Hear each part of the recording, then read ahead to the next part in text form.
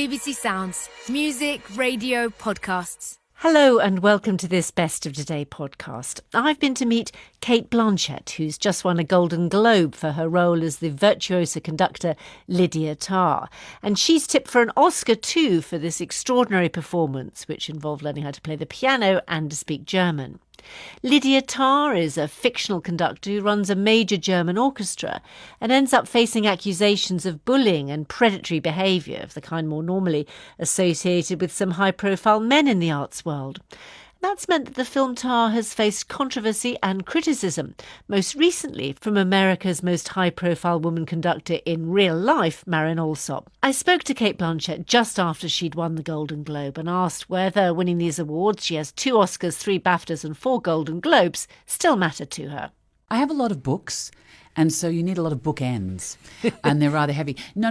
Look, if you put the applause before the process, you can't. That's upending the cart. This film is all about process, and so it reminded me once again how you just have to engage deeply in what you're doing, hoping that if you're engaged, an audience will be engaged, and those things are wonderful. Particularly when they come from your peers, but it's not the point of doing it, And in a way, the character I play, Lydia Tarr, has, because she's at the zenith of her career, she's in a way putting legacy before the process. And I think you see the tragic results of that. Very tragic results, but an extraordinary performance by you, I have to say. And how would you describe the character of Lydia Tarr? Very complicated. She's incredibly complicated. One of the most sort of ambiguous and enigmatic characters that I think I've ever had the good grace to play. It was such every day I sort of went into battle with her and her circumstances. She's a maestro conductor who has the unassailable right to lead one of the world's greatest orchestras. She's a genius in that way, a female genius, but she's somebody who, in a way, her kene is broken. She's out of step with herself, and she's lost her way. And I think often that can happen to you not only as an artist, but as no matter what your profession is, that then outward measures of success can seem like an armature and everything is in place, but internally you've lost your mojo. And I think that is the challenge and the fascination for me was to play the sort of the fragility and the sense of encroaching doubt that she had, even though she was at an incredible high point in her career and incredibly successful, because often those two things don't marry up. She's somebody who's out of step with herself and has lost touch with the reason why she began being a musician in the first place. And you completely immersed yourself, didn't you, in her world? What a joy. What a a joy. But clearly you are a musical person, and music was a very important part of your life growing up, wasn't it, in particular the piano? Yes, I learned the piano as a girl, and with all my subsequent pregnancies, I said I'm going to go back and finish my university degree, and I'm going to pick up the piano. And so when Todd approached me with this to play a conductor, it's not a film. This is the director. Yes, Todd Field. It's not a film about conducting. It could have been said in any walk of life. I just thought, why didn't I pick it up again earlier? So I had to really run to keep up with the gift of the character that I was playing. But I'd learnt German at high school, but it was a very particular type of German. So I worked with this wonderful German coach, Franziska Roth, who teaches opera singers to sing in German. So she, of course, knew all the musical terms and the stresses and the way in which one would speak to an orchestra. So I was very lucky to have a lot of great people working with me. And am I right in thinking that the piano was particularly important to your father? My father died when I was 10, and I'd forgotten that I loved the piano. And I've always, music and dance has always been a big, not that I'm professional at either, there's been a big outlet for me. And the last time I saw him, I was practicing the piano, and he walked past, and that day he died. And pretty soon after, I stopped playing. And I only just, during the course of shooting, I thought, I wonder if I felt guilty about my relationship to music somehow. It's so strange, that here I am 53 and I'm suddenly having, the film somehow put me on the couch in that regard. But yes, I sort of stopped playing soon after that. And even though, I think it's one of...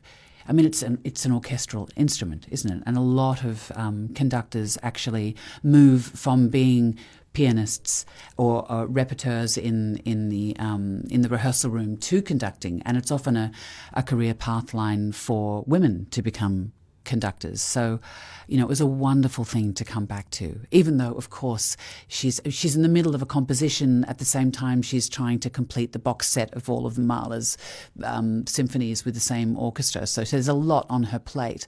But the composition that she plays is an incredibly important part of it, and her relationship to that instrument is a very soulful, deep one from her own childhood.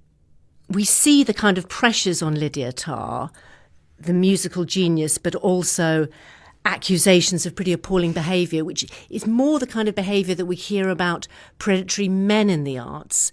So what do you think about the fact that in a way the tables were turned and it was a woman facing those accusations? Well, it is a meditation on power and the corrupting nature of power, and I think that doesn't necessarily happen only in cultural circles. It can happen, she could just as well have been a master architect or the head of a major banking corporation. It is also about the creative giving birth to something end of the creative process, but the destructive urge behind that as well. And I feel that there's a self-combustion in her, because I think that when you're about to surmount a peak as an artist, you realize that the only truly creative next step is to go run downhill. So is she an architect of her own destruction? But in answer to your question about, I was surprised actually, because the film is not literal in any way. I kept thinking about Tarkovsky as much as, it's a very sort of existential, metaphysical examination of someone's psyche as much as the literal things that you're referring to. But I don't think you could have talked about the corrupting nature of power in as nuanced a way as Todd Field has done as a filmmaker if there was a male at the centre of it, because we understand so absolutely what that looks like. And I think that power is a corrupting force no matter what one's gender is. I think it affects all of us. And you'll know the criticism of the film that's been made by Marin Alsop herself, a very famous conductor, and who people point out parallels. She's a very famous conductor in the United States. She's a lesbian. She has a relationship with somebody in an orchestra. They have a child together. And she thinks the film is wrong. Wrong? Look, I have the utmost respect for Marin Alsop. She's a trailblazer of a musician and a conductor, and it's a very provocative film, and it will elicit a lot of very strong responses for people.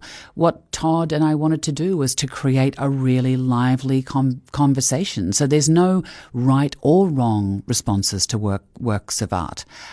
It's not a film about conducting, and I think that the circumstances of the character are entirely fictitious. I looked at so many different conductors, but I also looked at novelists and visual artists and musicians of all stripes. It's a very non-literal film.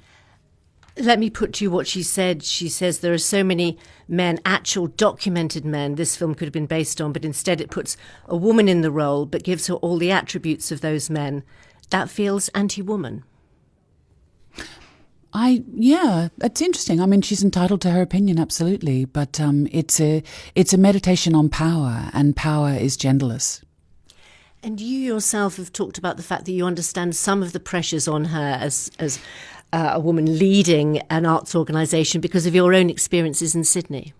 Yes, look, there's no one in this film is entirely guilty, and no one is innocent. I think that the events of the film are very enigmatic. Nothing is set down in stone as to what actually happens in terms from a narrative point of view.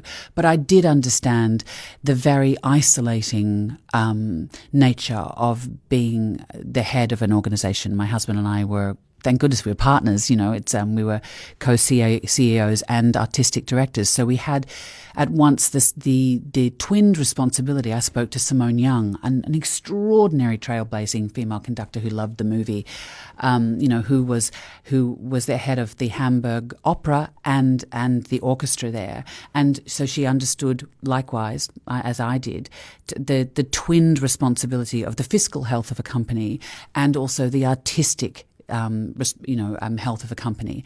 And often those two things are contrapunctual. They don't sit hand in hand. So it can be you're always disappointing people. And you know that you have a great responsibility to keep access open, but also to strive for artistic excellence. And sometimes in the striving for artistic excellence, there will be casualties.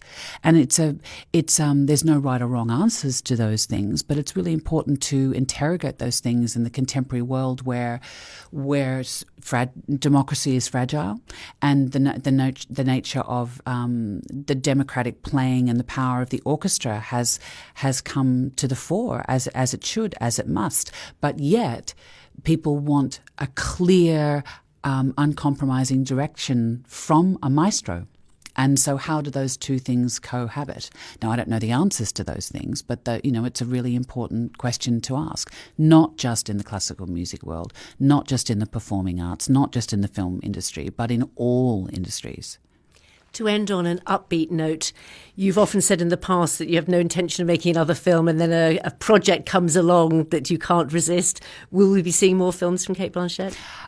Yes, I've just finished working with Jamie Lee Curtis. I love what I do. Is that I immerse myself for 2 years in the classical music world and work with a master director like Todd Field, and then Jamie Lee and Kevin Hart and I have made a film based on a video game. And I love moving between all of those different things. So I'm not sure when those things are coming out, and I want to work with Katie Mitchell and Thomas Ostermeyer. I've got to get back on stage. And come to the London stage. Reoffend. I love working at the National Theatre, and so yes, but I also I want to get into my garden and get back to throwing pots.